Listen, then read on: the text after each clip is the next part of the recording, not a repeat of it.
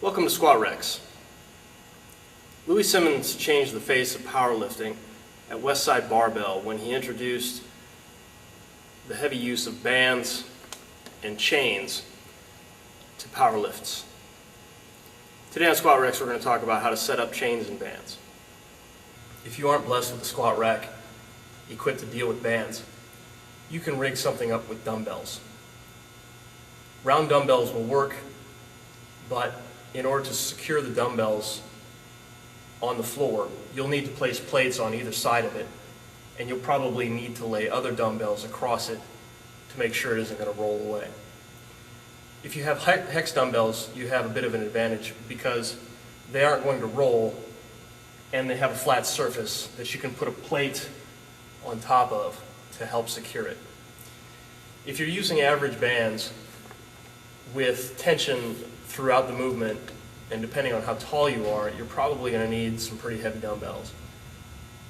We're talking probably over 100 range to 150 pound range dumbbells. Again, the good thing about having hex dumbbells is that you can just very easily place plates on top and thread the band through. I'm going to show you very quickly how I would set this up. I'm going to loop, because I'm short, I'm going to need a little bit more tension at the bottom. I'm going to loop this band around the handle. Hopefully the handle is relatively smooth. I'm going to loop this around the handle of the dumbbell, and then I'm going to choke the band through.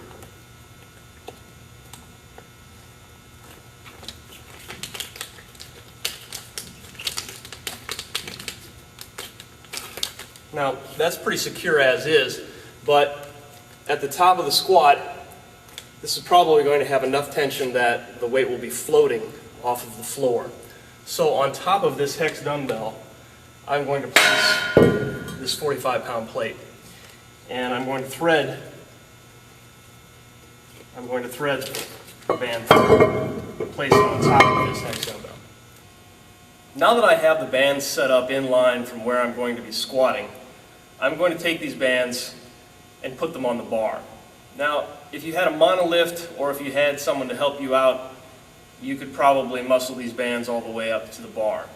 But because the tension is high and because I'm a little worried about the balance of the bar, I'm going to take the bar down to these pins first, and then I'm going to squat the empty bar with the bands up to the J-hooks.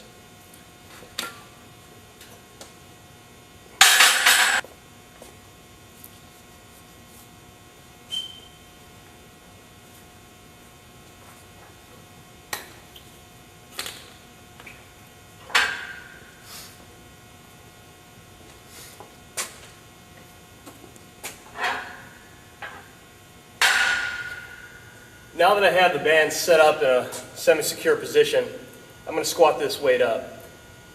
If it's a bit of a challenge, I might start with these pins a little bit higher and then reset them when I start my squat set. I can also put a box underneath me to help me get started with this movement.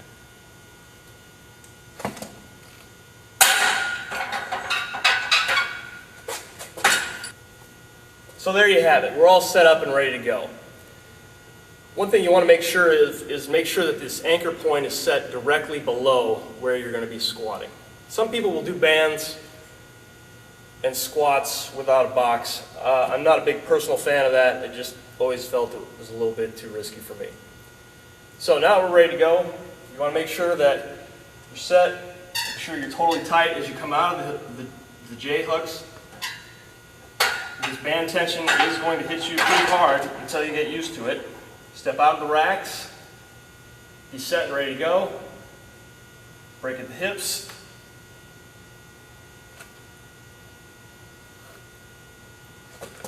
Back to the hips. There you have it. An alternative way to set up the bands in a power rack is to have them choked at the top of the power rack and then looping them to the sleeves of the barbell. This will have a little bit of a different effect than anchoring the bands from the ground, in that it will be providing the most assistance at the bottom, and then it will be helping you accelerate out of the hole.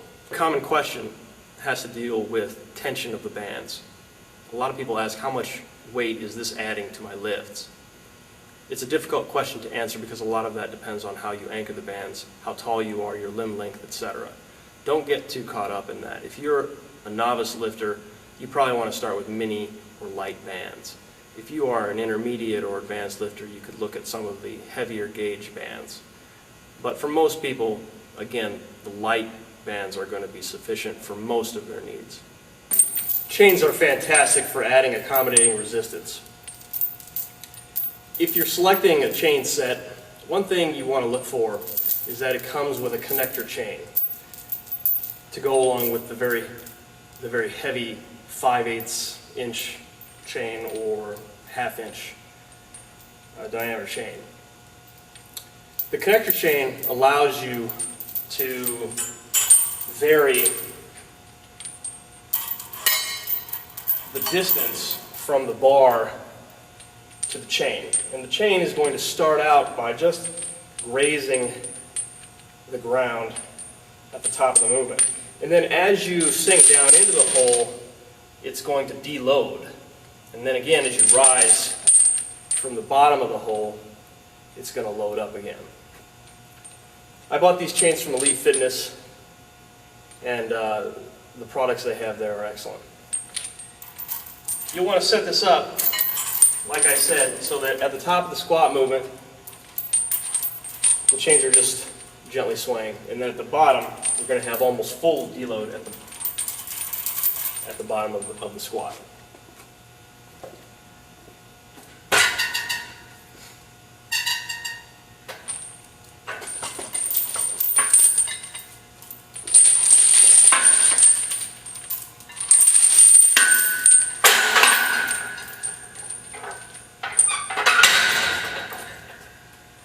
Squat with chains.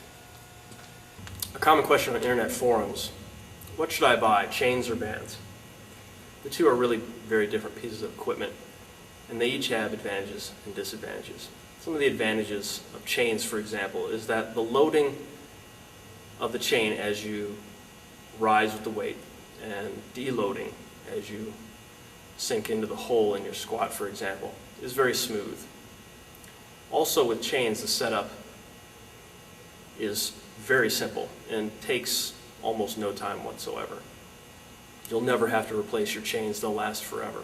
They are a little bit more expensive though, and they are also very heavy. So if you have to transport them to and from the gym, it can be a hassle. Bands are relatively inexpensive, but you probably will have to replace them if you use them heavily.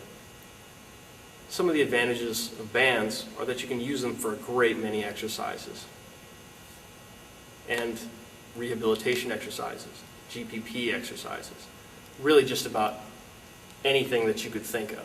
And they're easy to throw into a gym bag and take with you just about anywhere. You could even take them to a hotel if you needed some kind of quick workout there. Bands tend to track you into a particular groove, not much unlike a Smith machine. Whereas with chains, the pattern of movement is a little bit more natural. They're both excellent pieces of equipment. I highly recommend that you get some.